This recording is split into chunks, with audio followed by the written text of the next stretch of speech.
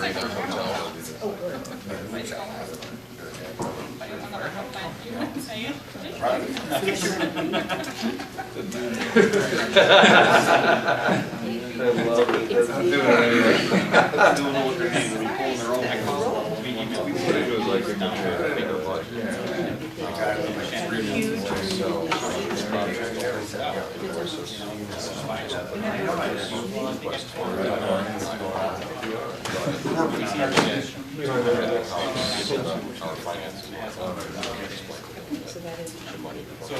All right. Let's not waste precious digital videotape here. It doesn't really agree. There we go. Okay. All right. So, any additions, corrections, deletions to the minutes of Gus, May? I was just informed, I was just informed that Sid Chase and Rich Kirschman were here for the May 17th REMAC meeting and have not been noted, and I would like to make that amendment. Rich was on the list, but I wasn't. Oh, okay. All right. Any other additions, corrections?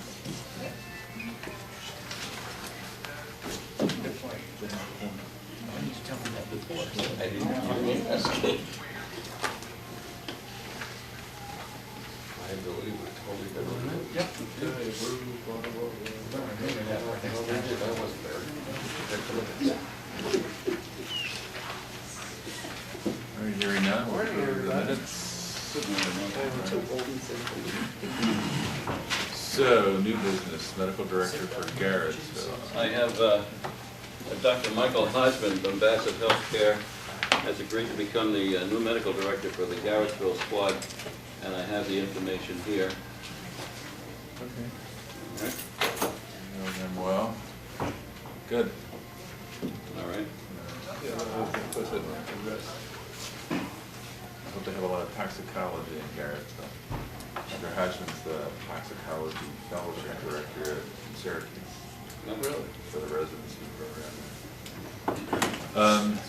All right, thank you very much. Request from Mars Agency to resume ALS. That was A letter from the Mars Agency. pretty personal. Starts out Phil and Joyce.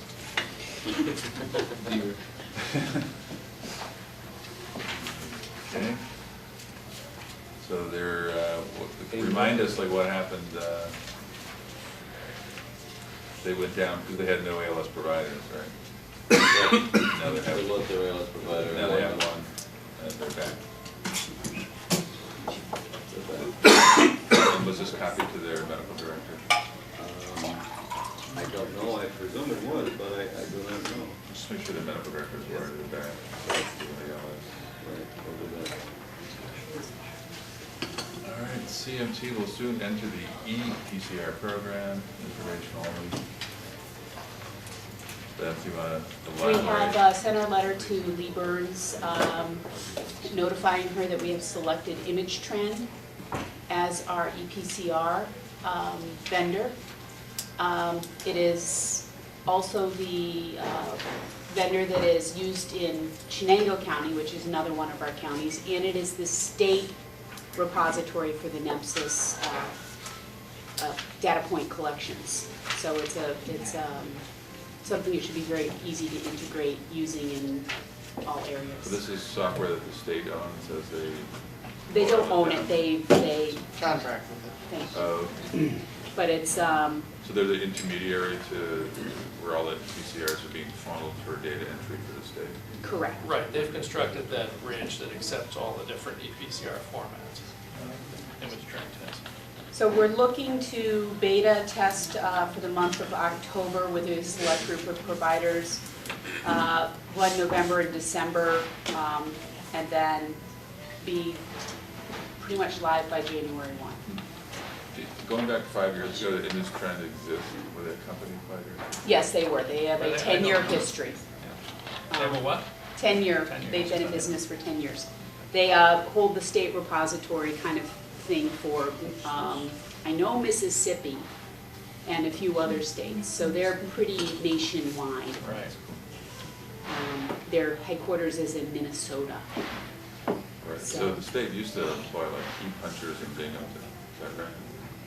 There were, yeah, key punchers somewhere to put the data in. Yeah. Took forever to get any data out. So this is something that integrates, I think, quite well with what we're doing. We're allowed to pretty much customize our setup and be able to divide the PCRs to report both to AAREMS, to SREMS, and to the state. And how does it interface with hospitals as you drop off a patient, or as you bring in? As long as we get fax numbers for the floors or ER, we can print right to fax. There is the option of the hospital dashboard.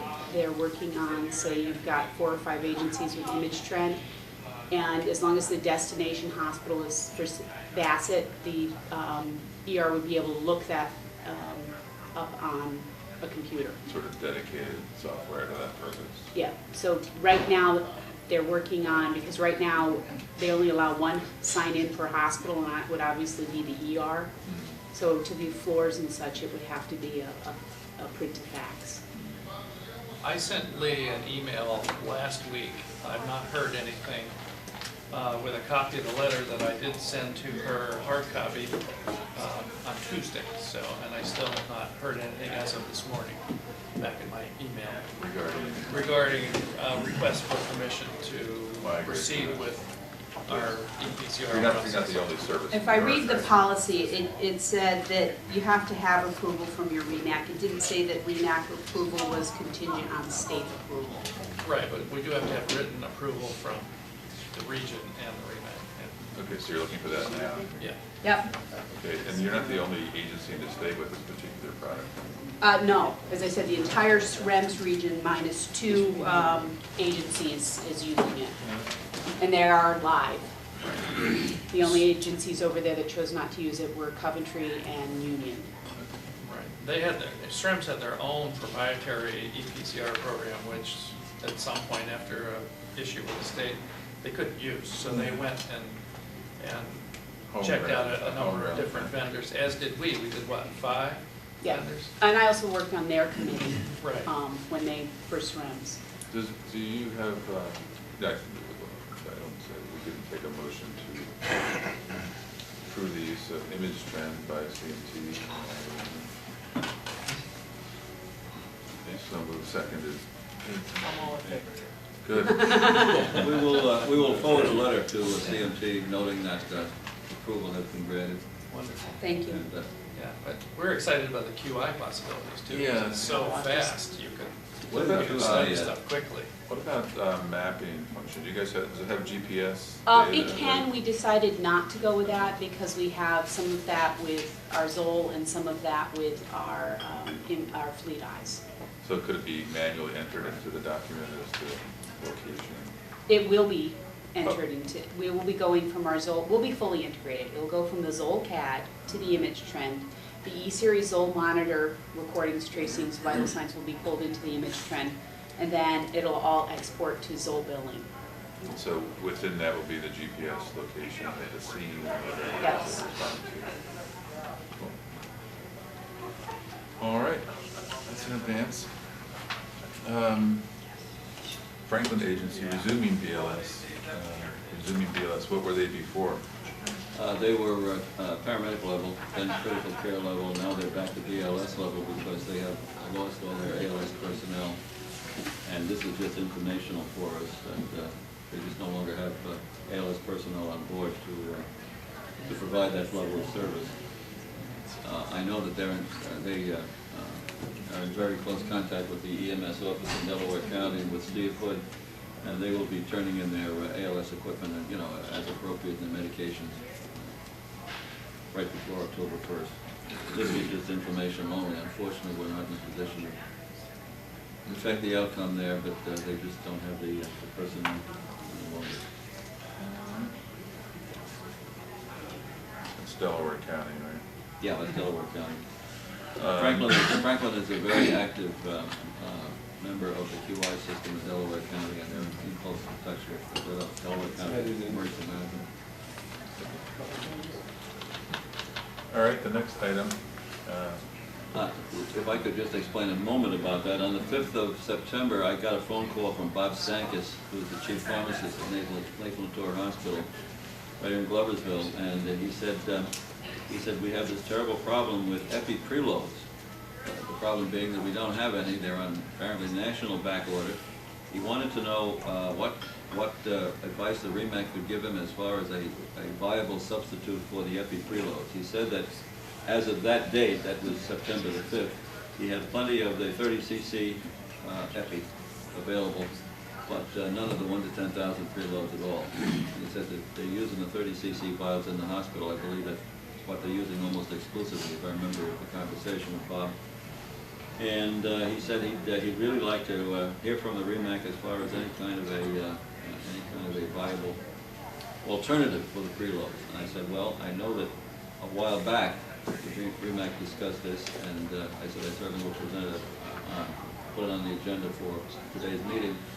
But I said I personally thought that the 30 cc was as viable as any option. But isn't that gonna?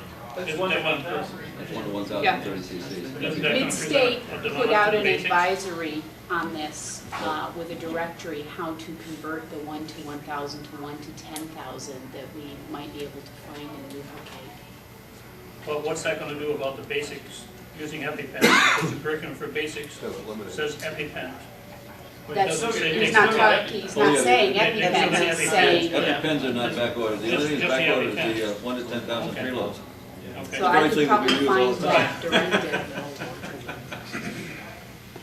Phil, it's a 30 ml 1 to 1,000. Yeah. That's correct. So you have to It's draw. just a gonna be mix. 1,000 meta, or is this Well, why don't we we just- hand somebody a bottle and say, We've been draw, prepared. mix, We've titrate? We've been doing Well, it. actually, Todd, we We as part of the formula, all the med agencies, all the LS agencies carry that 30 cc vial right now. of 1 to 1,000. Of 1 to 1,000. 1,000. Yeah. We started using them years ago when some of the docs were doing high dose epis in cardiac arrest. Right. Yeah. Sometimes they were doing 5, 3, and 1, or 5, 5. Will We've the been pharmacies mix it for We've you? been using it in REMAC without a problem. Yeah, we've had it on board for quite some time. As long as you just don't go IV with the hard stuff. If they're in arrest, it's not gonna make it worse. If you're not in arrest, if you're anaphylactic, then you can tell Right. somebody. And you're really But dangerous. if we're anaphylactic, we're carrying the small ampules in our formulary. There's a suggestion just simply made that to package it with a 10 cc syringe in a little Ziploc bag Yeah. as a And memory very It has device. to come out of the pharmacy like that. What about the local pharmacy? The same, to give a little bit more notice. It's certainly cheaper than the preloads, I'll give you that much. Yeah, Yeah. a lot cheaper. All right, so I wonder if, I'll deal with- talk to him today and to deal with this I'll generically, put it in a bag for my. the policy that we passed last, in the minutes, this actually pertained to controlled substances, but it could be extrapolated. It said that in order to continue quality patient care during this time of medication shortages, an agency medical director may substitute medication with the same class as the shortage meds to be used based on local availability, provided that the DOH is advised in the case of controlled substances. This is not. Before the substitutes are used, the agency medical director shall approve. Let me just use that then. It's the agency to the medical director. So whoever this pharmacist is, I mean, he's restocking agencies that have medical directors. Yeah, he wanted, he said he was sure this was a problem elsewhere because, It is, but it's going to be answered probably locally. yeah. That's what Mid-State did when they encountered it. I'm going to read this. You want to summarize this for me? I can't remember what it was, I just knew I could find Oh, it. it's just the protocol for dilution, right? Okay, Yeah. but that's what they put out when they ran into this particular problem. Exactly the same problem. 1 tablespoon baking sugar, Some flour. shake well. All right, good. So your recommendation then would be? Refer the pharmacist to the squad medical director then. Yeah, I'll talk to him. Okay, later great, on. great.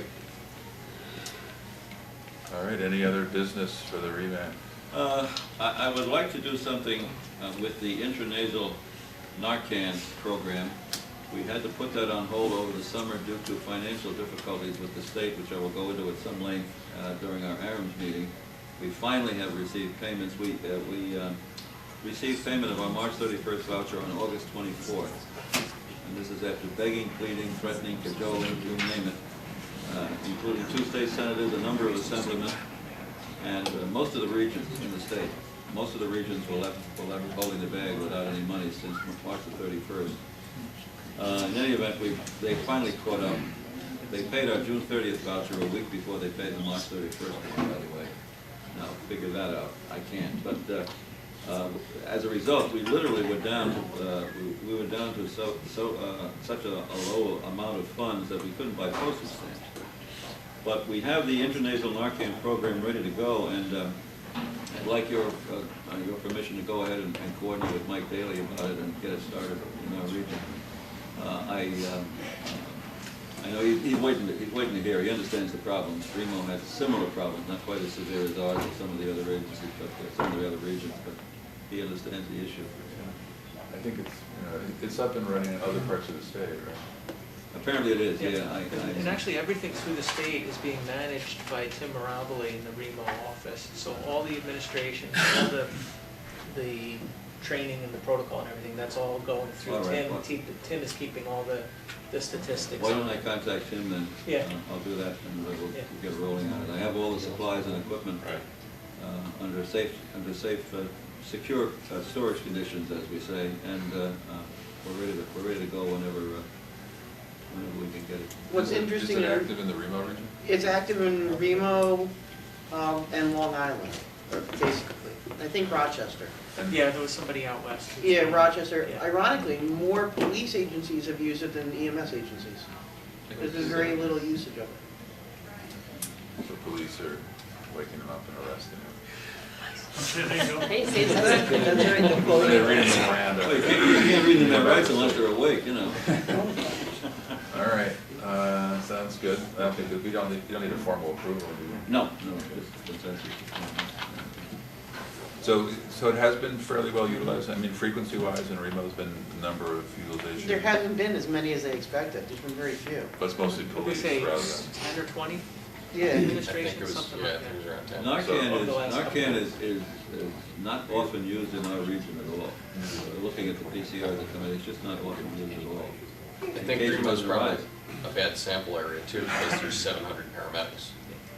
But the uses weren't in there was only one in the Remo region, Right. which is That's Dwaynesburg. What Really? program that's doing, you mean? And I think one administration, they had one administration too, didn't they? This is a drug that, there was a mainline, like, MSNBC article recently that they're giving to families of known people who overdose on opioids all the time. They're teaching family members how to administer intranasal Narcan before That's Dr. Denner. before they even call.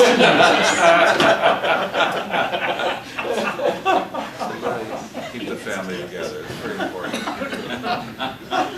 There's certainly more heroin on around Yeah, there's definitely more heroin, and I think it's higher grade. here. Yeah, I think we had a bad shipment of it or a really good shipment of it. Yeah, Just get it was it a really good. same day. Oxycodone, Oh my God. all the prescriptions are so out there. All right, any other new business? We have an executive session call for. We have a few little items for executive session. If it's agreeable to the doctors, I'll ask the members of the REMAC to leave the room. Well, before we do that, Phil, why Finish don't the we, whole business. yeah, let's just continue on. with Oh, yeah, old sure. business. Let's do the old business first, right? Dr. Daly's patiently awaiting any protocol feedback. He did get one. He did get one from.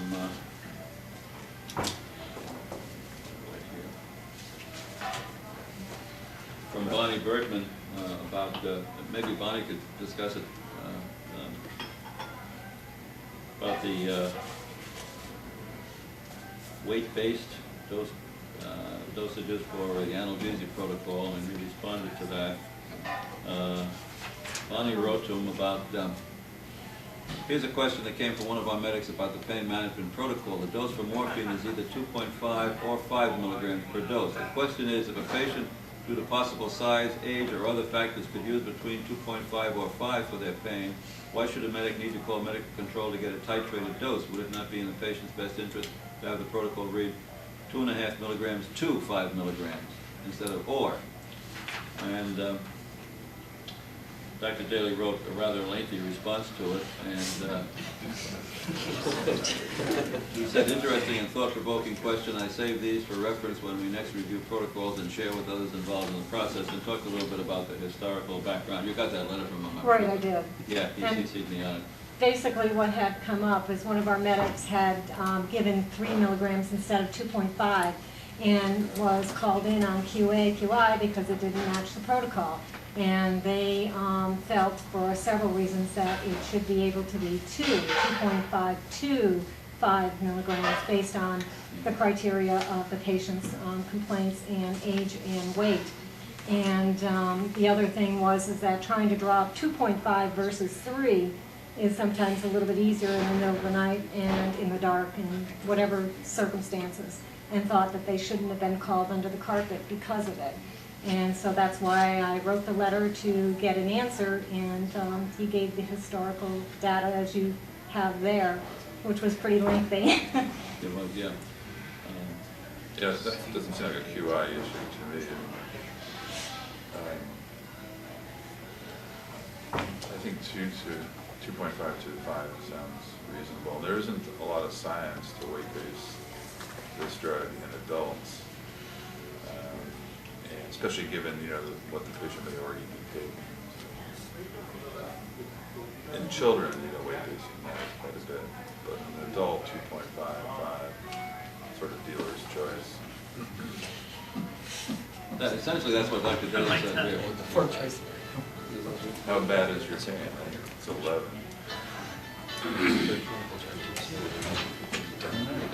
It's the REMAC soundtrack, Martin. Did the concern about the poor range of drop sets ever get forwarded to him?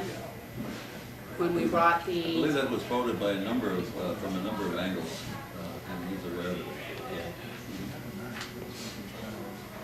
He's putting together a protocol review committee. He invited me to be part of it, and my invitation was somewhat delayed because my email server put it in the junk slot. No offense to Dr. Daly. I've gotten some messages from him in the junk slot too, and I have no idea what the criteria, the little person who lives in the computer, what criteria they're using for sending some to Superior knowledge? You said that, I didn't. Just while we have this august group assembled, what's the take on fentanyl introduction to the hospital versus Very positive. we've had good use. We've used it once so far away. It's been used 3 or 4 times by ambulance service in Fulton County because they get a special mailing when they have a PCR with fentanyl on it. And it's been used with great success so far. Good documentation. Compared to, say, morphine. The only thing I would caution, and I fought this pretty hard at Remo because I am a rural provider in Remo, is not to take morphine out of your boxes just because you have fentanyl. Because if you're looking at a 45-minute or an hour and 15-minute transport time, it's nice to use a combination of the two, or to stick just with morphine because you're going to get longer lasting effects off, right? Because you're not carrying enough fentanyl to have the same punch. So what's the advantage of that? Intranasal for fractures and quick management is so great. pre-IV line. And it's also has less effect on the hemodynamics. Right. It won't drop your pressure as much. So if you have somebody who has a borderline pressure, you choose the fentanyl. So it's worth the extra rigmarole of having it. Absolutely. We have found it to be. Yeah. I didn't think so at first. I was a staunch morphine supporter, and I love it. It's a nice drug to pull out. Yeah, we have it because of the distance involved. Obviously, consistently 150 miles, but no such thing as a short trip. And it has worked out very well. The documentation is fantastic. Good. All right. I think Checking on that was used in combination, wasn't it? Fentanyl and morphine? I believe it was. Yes, I believe it was. Yeah. And it was used once, I believe, for somebody that's going to get flown out because then they When the helicopter arrives, they use some more fentanyl, they seem to have it. They're ready to go. Yeah. In their fanny pack. All right, update on narrowbanding, anybody have the update? That's kind of county by county, right? I haven't heard too much about it, so that's why I put that in there, just to see if anybody had any feedback on it. I'm sure Delaware 12:31 County's is the deadline. squared away. Yeah, the radios have to go to narrowband, and whether we like it or not. We were talking about that, we have an amateur radio club up our way that I'm a member of, and we were talking about that the other night, and they pointed out that the FCC has come on record just lately and said there will be no extensions, there will be no exceptions. January 1st, you're either narrowband or you're off the air. You're making more room for what? For other spectrum applications like smartphones, iPads, things of that nature. Things they can sell. The bandwidth Things they can make money on, right? I don't know, I have not heard that any of the hospitals in our area have changed over yet. Do we know? I think I've seen, you know, go by dates in this month. Or October. Yeah, I mean, they're fully aware. Right. Something pretty sure. Yeah, I know CMH. I just thought I'd bring it up, and I have a link to the, all the narrowbanding details, all the paperwork details. There's a link on our website. The narrowbanding guide from the FCC, it's on our website. You can pick it up from there. All right, any other old business? All right, so executive session. Okay. That.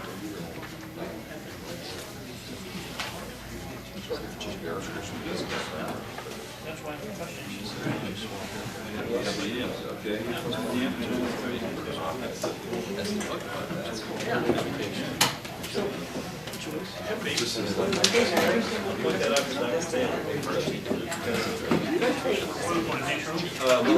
Anything like that. They're like